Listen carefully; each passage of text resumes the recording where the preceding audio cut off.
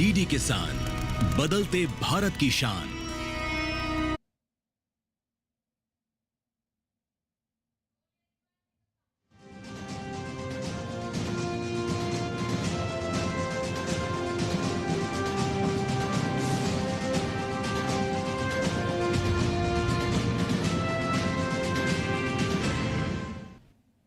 नमस्कार, किसान समाचार में आप सभी का स्वागत है। सबसे पहले मुख्य समाचार। प्रधानमंत्री ने मध्य प्रदेश के धार में पीएम मित्र पार्क का किया शिलान्यास। पार्क में कॉमन एफ्लुएंट ट्रीटमेंट प्लांट, सौर ऊर्जा संयंत्र, आधुनिक सड़कें आदि जैसी विश्व स्तरीय सुविधाएं होंगी उपलब्ध। इससे उद्योग को नई ऊर्जा और किसानों को उपज का सही मूल्य मिलेगा। केंद्रीय कृषि मंत्री शिवराज सिंह चौहान ने नई दिल्ली में स्वस्थ नारी सशक्त परिवार अभियान के शुभारंभ के मौके पर सभी देशवासियों से स्वदेशी को अपनाने का किया आह्वान। कहा, इससे अर्थव्यवस्था होगी मजबूत और प्रधानमंत्री के आत्मनिर्भर भारत के विजन को मिलेगी शक्ति। हरियाणा के मुख्यमंत्री नायब सिंह सैनी की प्रहलाद जोशी के साथ बैठक। किसानों के हितों और फसल खरीद से जुड़े विषयों पर चर्चा। केंद्र से हरियाणा में 1 अक्टूबर से प्रस्तावित फसल खरीद को निर्धारित समय से पहले शुरू करने की अनुमति देने का किया आग्रह। सुप्रीम कोर्ट ने पराली जलाने पर अपनाया कड़ा रुख। वायु गुणवत्ता प्रबंधन आयोग को 3 महीने में प्रदूषण रोकने का वैकल्पिक समाधान निकालने का दिया निर्देश। चीफ जस्टिस BR गवई की अध्यक्षता वाली बेंच ने कहा, निर्माण कार्यों पर पूरी तरह रोक लगाना उचित नहीं।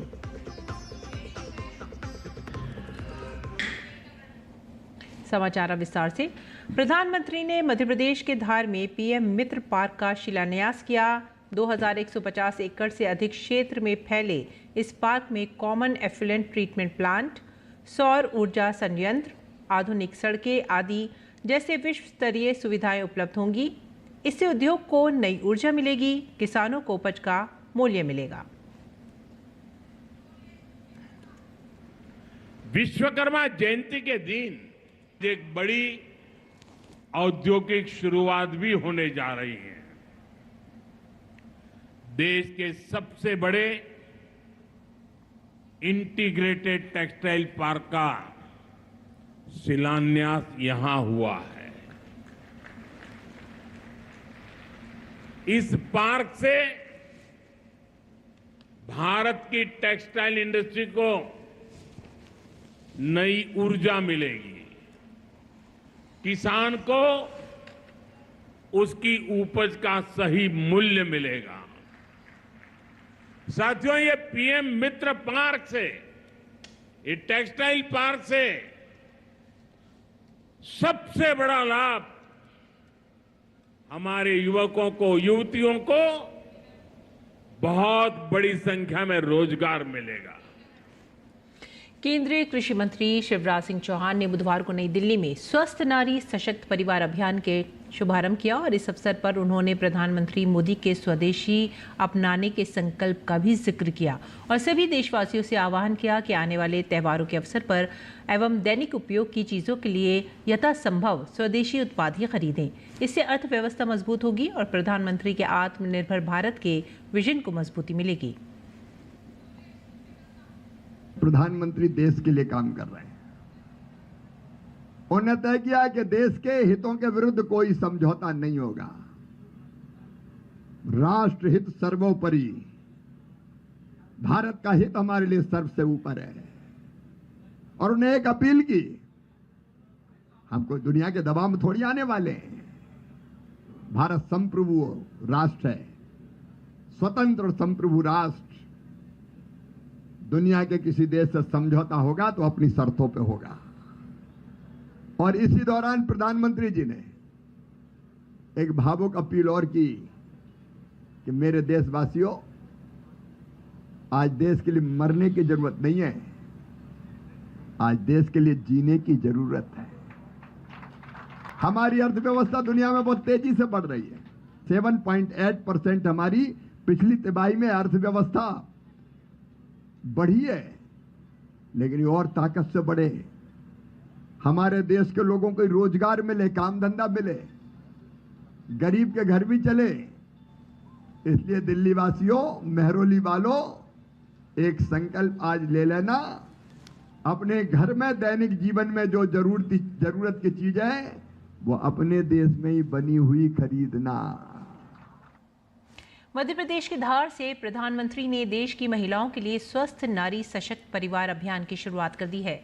देश की महिलाओं ने प्रधानमंत्री के इस कदम की प्रशंसा की है। धार में प्रधानमंत्री के कार्यक्रम में पहुंची महिलाओं और अन्य लोगों ने डीडी न्यूज संवाददाता आदित्य श्रीवास्तव से खास बातचीत में बताया कि न सिर्फ स्वस्थ नारी सशक्त परिवार अभियान से महिलाओं को फायदा होगा, बल्कि पीएम मित्र पार्क के बनने से मालवा निमाड़ के किसानों और युवाओं को मजबूती भी मिलेगी।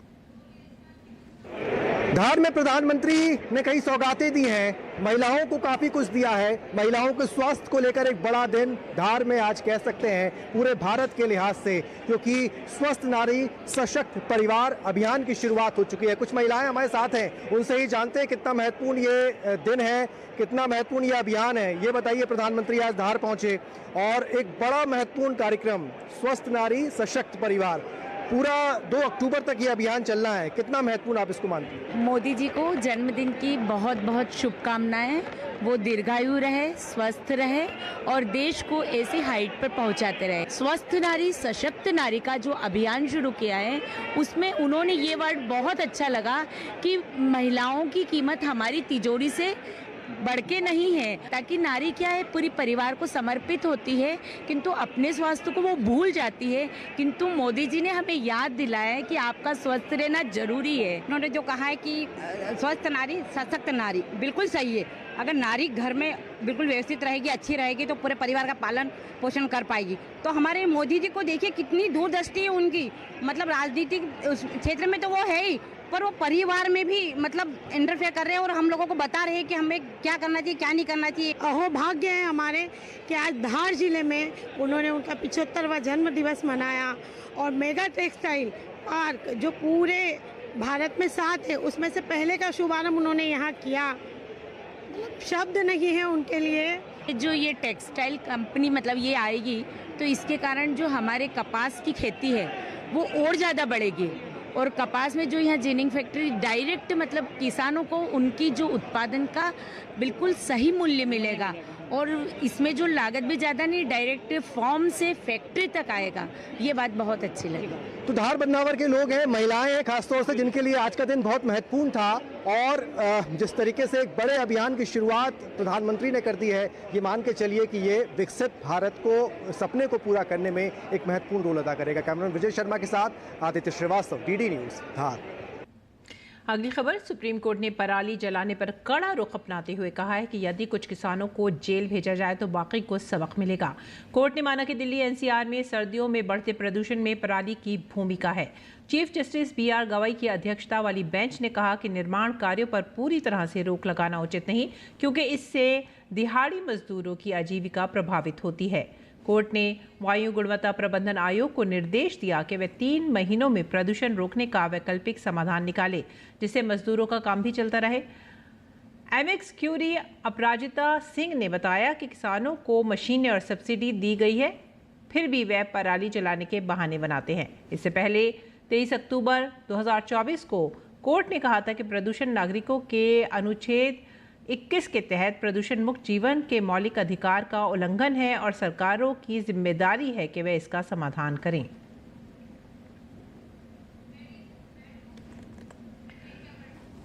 प्रधानमंत्री मोदी की ओर से बिहार के पूर्णिया में मखाना बोर्ड की स्थापना किए जाने के ऐलान के बाद मखाना की खेती करने वाले किसानों में खुशी का माहौल है। किसानों का कहना है कि मखाना बोर्ड की स्थापना के बाद उन्हें आर्थिक मोर्चे पर बड़ा आर्थिक लाभ पहुंचेगा। बोर्ड की स्थापना के बाद मखाना की कीमत निर्धारित होगी और उसके बाद बाजार में उसका आगमन होगा। इससे हमें निश्चित तौर पर आर्थिक मोर्चे पर लाभ मिलेगा। वैसे तो रोजाना हम 1500 से 2000 रुपये कमा लेते हैं, लेकिन मखाना बोर्ड की स्थापना के बाद कमाई में इजाफा होगा। किसानों ने कहा है कि हम प्रधानमंत्री का धन्यवाद करना चाहेंगे कि उन्होंने हमारे हितों के बारे में सोचा। प्रधानमंत्री की प्राथमिकता की सूची में हमेशा से ही किसान भाई शीर्ष पर रहे हैं। पीएम किसानों के बारे में सोच रहे हैं। वो ये सुनिश्चित कर रहे हैं कि हम जैसे किसानों को कोई दिक्कत ना हो।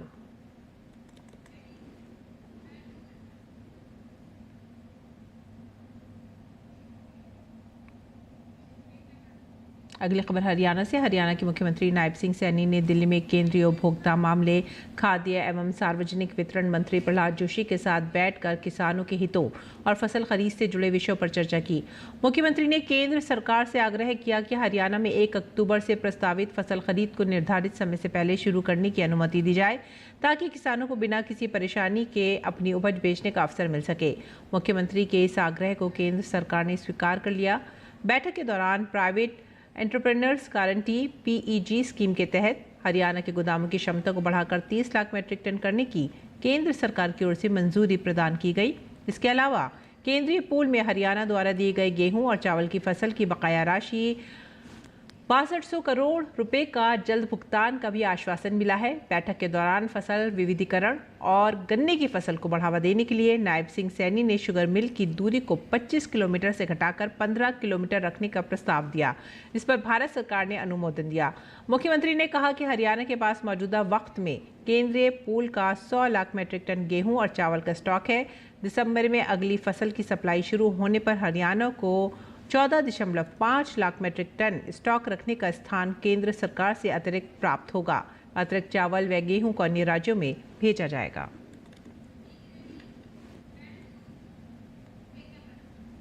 ज्यादा से ज्यादा किसानों तक सरकारी योजनाओं का लाभ पहुंचाने के लिए सरकार द्वारा कई प्रयास किए जा रहे हैं और इसी कड़ी में हरियाणा सरकार द्वारा 17 सितंबर से 2 अक्टूबर 2025 तक सेवा पखवाड़े का आयोजन किया जाएगा। इस दौरान प्रदेश भर में कृषि विभाग, बागवानी विभाग और मत्स्य विभाग मिलकर किसानों को केंद्र और प्रदेश सरकार की जन कल्याणकारी योजनाओं की जानकारी देंगे तथा प्राकृतिक खेती को बढ़ावा देने के लिए जागरूकता कार्यक्रम आयोजित किए जाएंगे। कृषि मंत्री ने निर्देश दिए कि इस पखवाड़े के दौरान विशेष अभियान चलाकर किसानों को फसल विविधीकरण, आधुनिक कृषि, नई फसल किस्मों, उन्नत बीजों व नवीन रोपण तकनीकों की प्रदर्शनी लगाकर जागरूक करें। इस तरह से मत्स्य पालन और बागवानी की उन्नत विधियों के बारे में किसानों को जागरूक किया जाए। इसके साथ ही प्रधानमंत्री किसान सम्मान निधि, प्रधानमंत्री फसल बीमा योजना, हरियाणा सरकार की मृदा स्वास्थ्य कार्ड योजना, ड्रिप इरिगेशन, माइक्रो इरिगेशन जैसी योजनाओं की जानकारी भी किसानों तक पहुंचाई जाए। कृषि क्षेत्र में राजस्थान सरकार किसानों को आत्मनिर्भर बनाने और सौर ऊर्जा को बढ़ावा देने के लिए PM कुसुम योजना की कॉम्पोनेंट B को प्रभावी रूप से लागू कर रही है। इस योजना के तहत किसानों को अनुदान पर सोलर पंप संयंत्र उपलब्ध कराए जा रहे हैं। इसमें खेती सिंचाई व्यवस्था और मजबूत होगी। राज्य में कुसुम योजना में कॉम्पोनेंट B के तहत इस योजना में 3 HP, 5 HP, 7.50 HP horse power के सोलर पंप संयंत्रों पर 60% तक अनुदान दिया जा रहा है। अनुसूचित जाति, अनुसूचित जनजाति वर्ग श्रेणी के किसानों को संयंत्र पर 45,000 रुपये का अतिरिक्त लाभ भी देय होगा। किसानों को लागत का केवल 40% ही वहन करना है। इस योजना में लघु और सीमांत किसानों को प्राथमिकता दी जा रही है। इस योजना के लिए राज किसान पोर्टल पर ऑनलाइन आवेदन कर सोलर पंप संयंत्र योजना में अधिक से अधिक किसान लाभान्वित हो सकते हैं।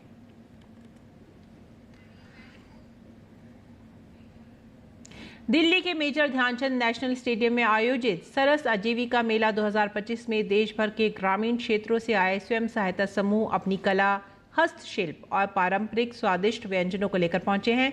ये मेला ग्रामीण महिलाओं की आत्मनिर्भरता और आजीविका को बढ़ावा देने का एक बड़ा मंच बन चुका है।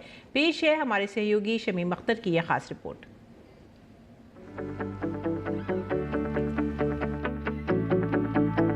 देश के अलग अलग राज्यों से आए ग्रामीण कारीगरों और महिला स्वयं सहायता समूहों के हुनर को करीब से देखने और उनके उत्पादों को खरीदने का मौका दे रहा है नई दिल्ली के मेजर ध्यानचंद नेशनल स्टेडियम में चल रहा सरस आजीविका मेला 2025।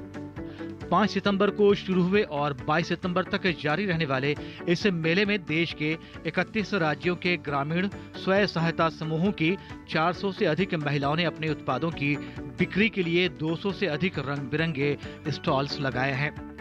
केंद्रीय ग्रामीण विकास मंत्रालय द्वारा आयोजित इस मेले में केवल प्रदर्शनी और साज सज्जा ही नहीं है, बल्कि ये देश की अनगिनत ग्रामीण महिलाओं के हुनर और आत्मनिर्भरता की कहानी भी बयां कर रहा है। मेरे जैसे लाखों दीदियाँ ऐसी बहुत होशियार है, लेकिन उसको अभी तक प्लेटफॉर्म कोई मिला नहीं। ये सरकार ने प्लेटफार्म मिला दिया और इसको आगे बढ़ाने के लिए बहुत सा मदद कर रही है। इंडिपेंडेंस हो गई। मैं जो घर का हाल था खराब, तो उस पे मैं पूरा अच्छे से कर पा रही हूँ सबका। वर्षों से ये काम चल रहा है, ये बहुत सहायता मिल रही है। पहले इतना नहीं चलता था, अब तो बढ़ावा हो गया है। लोन भी मिला था सरकार की तरफ से। बहुत बदलाया, पहले से भी अभी अच्छी है। सरकार से थोड़ा लोन आया और थोड़ा हेल्प करे। हमें एक तो लोन मिलता है और एग्जीबिशन मिलती है, सबसे बड़ी बात है। हैंडमेड प्रोडक्ट है। सबसे पहले तो सर हमारा सोप्स है जो हम 2 प्रकार से बनाते हैं। एक तो हॉट प्रोसेस सोप्स है और एक कोल्ड प्रोसेस सोप्स है। मेले में देश भर से आई ग्रामीण महिलाएं और उद्यमी हस्तशिल्प, हथकरघा, गहने, सजावटी सामान और ऑर्गेनिक खाद्य उत्पाद प्रदर्शित कर रही हैं। इसके अलावा रोजाना वर्कशॉप, लाइव डेमो और इंटरएक्टिव सत्र भी आयोजित होते हैं, जिसमें बताया जाता है कि कैसे स्वयं सहायता अपने उत्पादों को वैश्विक बाजार तक पहुंचाकर आय बढ़ा सकती हैं और लखपति दीदी बन सकती हैं। ये मेला केवल कला और शिल्प तक सीमित नहीं है। यहाँ का सरस इंडिया फूड कोर्ट देश के हर राज्य के खास स्वाद की ओर खींच ले जाता है। बिहार के लिट्टी चोखा से लेकर महाराष्ट्र की पूरन पोली, राजस्थान की दाल बाटी चूरमा से लेकर पंजाब के बटर चिकन और लस्सी तक यहाँ देश के कोने कोने का स्वाद मौजूद है। सरस आजीविका मेला जहाँ लोगों को खरीदारी करने और विभिन्न खानों का मजा लेने का मौका देता है, वहीं ग्रामीण महिलाओं को अपने हुनर को राष्ट्रीय मंच पर दिखाने का और आर्थिक तौर पर मजबूत होने का अवसर भी प्रदान करता है। कैमरामैन राजकुमार के साथ किसान समाचार के लिए मैं शमीम अख्तर, दिल्ली। और उत्तर प्रदेश के सूरजपुर में कलेक्टर एस जयवर्धन ने बुधवार को जिले में कृषि विकास एवं किसान कल्याण से जुड़े विभिन्न कार्यों का निरीक्षण किया। सबसे पहले उन्होंने जैव प्रौद्योगिकी सूरजपुर के मिट्टी परीक्षण प्रयोगशाला का निरीक्षण किया। इस दौरान उन्होंने जिले को प्राप्त लक्ष्य के अनुरूप संग्रहित मिट्टी नमूनों का समय पर परीक्षण कर किसानों को सॉइल हेल्थ कार्ड उपलब्ध कराने के निर्देश दिए। कलेक्टर जयवर्धन ने मूंगफली प्रदर्शन का निरीक्षण किया। यहाँ किसानों से चर्चा के दौरान उन्होंने मूंगफली प्रोसेसिंग यूनिट की स्थापना एवं FPO गठन का सुझाव भी दिया। उप कृषि उपज मंडी का निरीक्षण करते हुए उन्होंने पेयजल एवं शौचालय जैसी मूलभूत सुविधाएं सुनिश्चित करने के निर्देश दिए। साथ ही कृषक उन्नति योजना अंतर्गत धान विक्रय के लिए किसानों का 100% पंजीयन 1 सप्ताह में पूर्ण करने और पूर्व पंजीकृत किसानों को कैरी फॉरवर्ड करने की कार्रवाई तत्काल करने के निर्देश दिए, ताकि कोई भी किसान धान विक्रय से वंचित न रहे।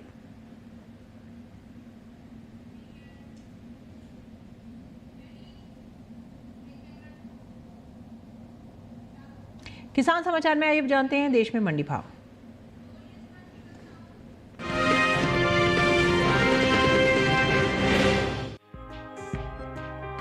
मंडियों में इन दिनों केले की आवक सामान्य है। हाजिर भाव को देखें तो एगमार्क नेट के मुताबिक हरियाणा की गुरुग्राम मंडी में 16 सितंबर को केले का भाव था 3000 रुपए। 17 सितंबर को इसके भाव में 500 रुपए की गिरावट आई और भाव हो गया 2500 रुपए। वहीं पंजाब की जलालाबाद मंडी में 16 सितंबर को केले का भाव रहा 2400 रुपए, जो कि 17 सितंबर को 50 रुपए उछलकर 2450 रुपए पर पहुंच गया। हालांकि राजस्थान की जयपुर मंडी में केले का कारोबार स्थिर भाव पर हुआ। यहां 16 सितंबर को केला 1500 रुपए पर बिका। 17 सितंबर को इसके सौदों में कोई बदलाव देखने को नहीं मिला और भाव 1500 रुपए पर बना रहा। उत्तर प्रदेश की लखीमपुर मंडी में इस दौरान केले की खरीद मजबूती के साथ हुई। यहां 17 सितंबर को इसका भाव 20 रुपए बढ़कर 2500 रुपए से 2520 रुपए हो गया। बता दें कि दुनिया में सबसे ज्यादा केले की उपज करने वाला देश भारत है। बावजूद इसके वैश्विक बाजार में भारतीय केले का निर्यात हिस्सा केवल 1% है, जबकि विश्व स्तर पर 35.36 मिलियन मीट्रिक टन केले की पैदावार में देश की हिस्सेदारी 26.45% है। वित्तीय वर्ष 2022-23 में भारत ने 176 मिलियन अमेरिकी डॉलर के केले का निर्यात किया, जो सिर्फ 0.36 मिलियन मीट्रिक टन के बराबर है। भारत में केले की सबसे ज्यादा पैदावार आंध्र प्रदेश में देखने को मिलती है। यहाँ की मुख्य फसल केला है। इसके बाद महाराष्ट्र, कर्नाटक, तमिलनाडु और उत्तर प्रदेश का नंबर आता है, जहाँ केले की खेती बड़े पैमाने पर होती है। अगले 5 वर्षों में भारत से केले के निर्यात में $1 बिलियन अमेरिकी डॉलर का लक्ष्य हासिल करने की उम्मीद है, जिससे किसानों की आय में इजाफा होगा। साथ ही केले की खेती से जुड़े 25,000 से अधिक किसानों की आजीविका में सुधार होगा।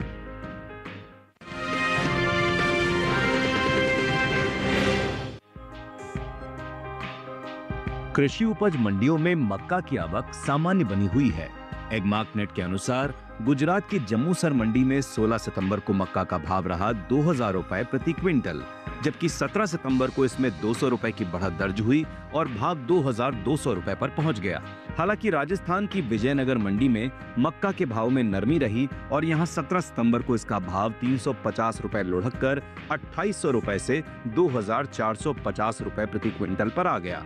उत्तर प्रदेश की बदायूं मंडी में इस दौरान मक्का के सौदे स्थिर भाव पर हुए। यहां दोनों दिन यानी 16 और 17 सितंबर को मक्का का कारोबार बिना किसी फेरबदल के 2,050 रुपए पर हुआ, जबकि राज्य की ही लखीमपुर मंडी में 16 सितंबर को मक्का का भाव रहा 2,190 रुपए, जो कि 17 सितंबर को 10 रुपए गिरकर 2,180 रुपए पर आ गया। देश में इस साल मक्का की उपज रिकॉर्ड स्तर पर पहुंच सकती है। कृषि मंत्रालय के तीसरे अग्रिम अनुमान के मुताबिक साल 2024-25 में कुल उत्पादन लगभग 422.81 लाख टन रहने की संभावना है। यह आंकड़ा पिछले साल के मुकाबले करीब 46 लाख टन ज्यादा है। माना जा रहा है कि इतनी बड़ी पैदावार का असर मक्का के बाजार भाव पर भी पड़ता साफ दिखाई देगा। भारत मक्का उत्पादन में दुनिया का 5वां सबसे बड़ा देश है, लेकिन निर्यात की रैंकिंग में 14वें स्थान पर है। कर्नाटक, मध्य प्रदेश, बिहार, तमिलनाडु, तेलंगाना, महाराष्ट्र और आंध्र प्रदेश जैसे राज्य मक्का उत्पादन के बड़े केंद्र हैं। हालांकि उत्पादन काफी अधिक है, लेकिन घरेलू खपत ज्यादा होने से निर्यात सीमित रह जाता है। एपीडा के ताजा आंकड़ों के अनुसार साल 2024 में भारत ने 14,42,000 मीट्रिक टन मक्का का निर्यात किया, जिसकी कीमत लगभग 443 मिलियन अमेरिकी डॉलर रही।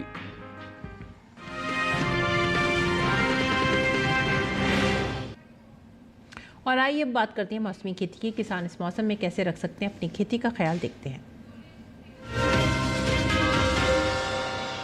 नमस्कार, आप देख रहे हैं डीडी किसान। मैं हूं एआई कृष और आज हम भारत के विभिन्न राज्यों में होने वाली खेती किसानी से संबंधित सलाहों के बारे में पूरी जानकारी देंगे। जम्मू कश्मीर के उपोष्ण कटिबंधीय इलाकों के किसान मूली की बुवाई कर लें। साथ ही यहां इस मौसम में पत्ता गोभी और फूल गोभी की बुवाई की जा सकती है। जम्मू कश्मीर के मध्यवर्ती इलाकों के किसान मूली और गाजर की बुवाई कर सकते हैं। जम्मू कश्मीर में ही शीतोष्ण इलाकों के किसान धान और मक्के की पकी फसलों की कटाई कर लें। हिमाचल प्रदेश के उच्च पर्वतीय शीतोष्ण इलाकों के किसान राजमा की पकी फलियों की तुड़ाई कर लें। साथ ही यहाँ के किसान पत्ता गोभी और फूल गोभी की पकी पौध की कटाई भी कर लें। हिमाचल प्रदेश के मध्य पर्वतीय उप आर्द्र इलाकों के किसान भिंडी, शिमला मिर्च, बैंगन और टमाटर की पकी पौध की तुड़ाई कर लें। यहाँ के किसान धान, मक्का और दलहन फसलों के खेतों में उचित जल निकासी की व्यवस्था बनाए रखें। पंजाब में इस समय आम, संतरा, नींबू, लीची, अमरूद, आंवला, बेर और पपीता जैसे सदाबहार फलों की बुवाई कर सकते हैं। यहाँ के पश्चिमी मैदानी इलाकों के किसान गन्ने की फसल को गिरने से बचाने के उपाय कर लें। पंजाब के मध्य मैदानी इलाकों में इस समय तोरी की विभिन्न किस्मों की बुवाई की जा सकती है। हरियाणा के पूर्वी इलाकों में किसान बाजरा और कपास की पकी फसलों की कटाई कर लें। वहीं राजधानी दिल्ली के किसान मटर, गाजर, सरसों, मूली, पालक और धनिया की बुवाई कर सकते हैं। उत्तर प्रदेश के पश्चिमी उत्तर प्रदेश में किसान अरहर और सब्जियों के खेतों में उचित जल निकासी की व्यवस्था कर लें। इसी तरह कृषि और किसानों से जुड़ी हर महत्वपूर्ण जानकारी के लिए हमारे साथ जुड़े रहिए और देखते रहिए डीडी किसान। धन्यवाद।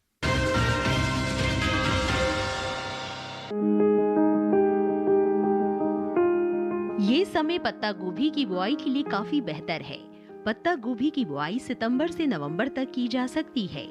किसान पूसा मुक्ता किस्म लगा सकते हैं। इस किस्म की बुआई पूरे भारत में किसी भी इलाके में की जा सकती है। इस किस्म की 1 हेक्टेयर में बुआई करने पर 300 क्विंटल तक की पत्ता गोभी ली जा सकती है। इस किस्म की पत्ता गोभी आकार में मध्यम, चपटी और गोल होती है। इसके पत्ते हल्के हरे रंग के होते हैं। पत्ते के किनारे लहरदार होते हैं। पत्ता गोभी की ये किस्म बुआई के 70 से 75 दिनों बाद तैयार हो जाती है। इसके अलावा किसान गोल्डन एकड़ किस्म भी लगा सकते हैं। बुआई के 60 से 75 दिनों में तैयार हो जाती है। 1 हेक्टेयर में लगाने पर 200 से 240 क्विंटल तक उपज ली जा सकती है। ये छोटे आकार की लेकिन ठोस होती है। इसके अलावा पूसा बंद गोभी संकर एक किस्म भी लगाई जा सकती है। ये किस्म जम्मू कश्मीर, हिमाचल प्रदेश और उत्तर प्रदेश में लगाने के लिए उपयुक्त है। 1 हेक्टेयर में इसकी 350 से 400 क्विंटल तक की उपज ली जा सकती है। इसके बाद बंद गोल ठोस, हरे और बाहरी पत्तियों से लहरनुमा ढके हुए होते हैं। बुआई से पहले खेतों को जोत कर अच्छी तरह तैयार कर ले। खरपतवार को पूरी तरह से साफ कर ले। 1 हेक्टेयर में बिजाई के लिए 400 से 500 ग्राम बीज काफी रहेंगे। बुआई के समय कतार से कतार की दूरी 45 से 50 सेंटीमीटर और पौध से पौध की दूरी 30 से 40 सेंटीमीटर रखें। बुआई के तुरंत बाद पहली सिंचाई कर दे। इसके बाद 7 से 10 दिन के अंतराल पर सिंचाई करें। खरपतवार पर काबू के लिए 2 बार निराई करें।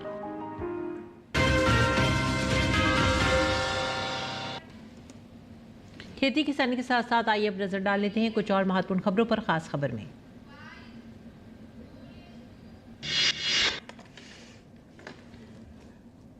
बिहार में अब मुख्यमंत्री निश्चय स्वयं सहायता भत्ता योजना का लाभ कला, विज्ञान और वाणिज्य संकायों के बेरोजगार पुरुष और महिला स्नातकों को भी मिलेगा। इस योजना के तहत उन्हें 2 वर्षों तक 1000 रुपये का मासिक भत्ता मिलेगा। आगामी बिहार विधानसभा चुनावों के मद्देनजर बिहार में राजनीतिक गतिविधियां तेज हो रही हैं। जेडीयू अध्यक्ष और मुख्यमंत्री नीतीश कुमार ने आज पटना में वरिष्ठ भाजपा नेता और केंद्रीय गृह मंत्री अमित शाह से मुलाकात की। वित्त मंत्री निर्मला सीतारमण नई दिल्ली में भारतीय गुणवत्ता प्रबंधन फाउंडेशन के वार्षिक समारोह में शामिल हुई। इस दौरान वित्त मंत्री ने देश में क्वालिटी मैनेजमेंट पर बात की। उन्होंने कहा कि भारत के पास बड़ी जनशक्ति है, लेकिन कौशल पर ध्यान देने की जरूरत है। उन्होंने इंडस्ट्री इकोसिस्टम में कौशल की कमी को खत्म करने का आह्वान किया। हिमाचल प्रदेश के बिलासपुर, नाहन, कांगड़ा सहित कुछ अन्य क्षेत्रों में बीती रात मूसलाधार बारिश हुई है, जिसके कारण जगह जगह भूस्खलन और सड़कें अवरुद्ध हुई हैं और आम जनजीवन अस्त व्यस्त हो गया है। उत्तराखंड के चमोली में फिर से बादल फटने की घटना हुई है, जिसमें 10 लोग लापता हैं। जिला प्रशासन द्वारा दी गई जानकारी के अनुसार चमोली जिले के नंदा नगर घाट क्षेत्र में बुधवार रात बादल फटा है, जिसमें 10 लोग लापता हो गए। 17 सितंबर से 2 अक्टूबर तक चलने वाले सेवा पखवाड़ा के तहत राजस्थान की राजधानी जयपुर में सफाई अभियान चलाया गया। राजस्थान की उप मुख्यमंत्री दिया कुमारी ने इस अभियान में भाग लिया।